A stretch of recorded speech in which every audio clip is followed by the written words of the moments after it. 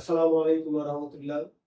সুপ্রিয় শিক্ষার্থীবৃন্দ, আজকের লেসনে তোমাদের সকলকে জানাই আন্তরিক শুভেচ্ছা। স্ট্রাকচারটি তোমরা ভালোভাবে লক্ষ্য করো। এই স্ট্রাকচার নিচে রয়েছে একটি এক্সাম্পল, অর্থাৎ এখানে যে স্ট্রাকচারটি রয়েছে এই স্ট্রাকচারটির আলোকে একটি এক্সাম্পল রয়েছে। এখানে এই এক্সাম্পলটি তোমরা ভালোভাবে লক্ষ্য করো। He makes me draw the picture.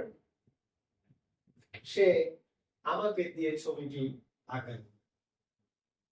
ঠিক আছে, ট্রান্সলেশন, এখানে 5টি ট্রান্সলেশন রয়েছে। এই স্ট্রাকচারটি ব্যবহার করে আমরা এই 5টি ট্রান্সলেশন যাই হোক, আমরা এখন ট্রান্সলেশন গুলো শিখে নিব। তিনি আমাকে দিয়ে চিঠিটি লেখান, তাহলে কি হবে? He makes me write the letter. কি হলো? এক, তিনি আমাকে দিয়ে চিঠিটি লেখান। He makes me write the letter. 2, তারা আমাকে দিয়ে কাজটি করায়, তাহলে কি হবে? They make me do the work. 2, তারা আমাকে দিয়ে কাজটি করায়, they make me do the work. 3, আমি তাকে দিয়ে কাজটি শেষ করাই, I make him finish the work. 3, আমি তাকে দিয়ে কাজটি শেষ করাই, I make him finish the work. 4, সে তাদেরকে দিয়ে ব্যবসাটি আরম্ভ করায়, তাহলে কি হবে? He makes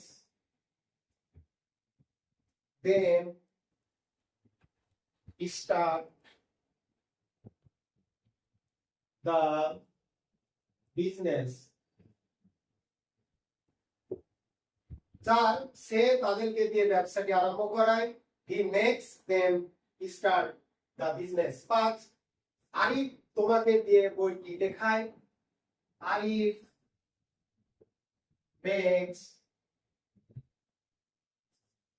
makes you write the book. Arif makes you write the book.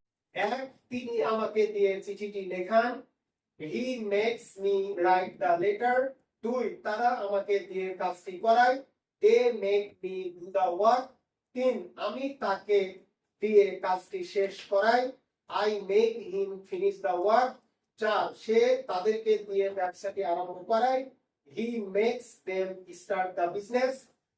5, Arif তোমাকে দিয়ে বইটি লেখায়, Arif makes you write the book.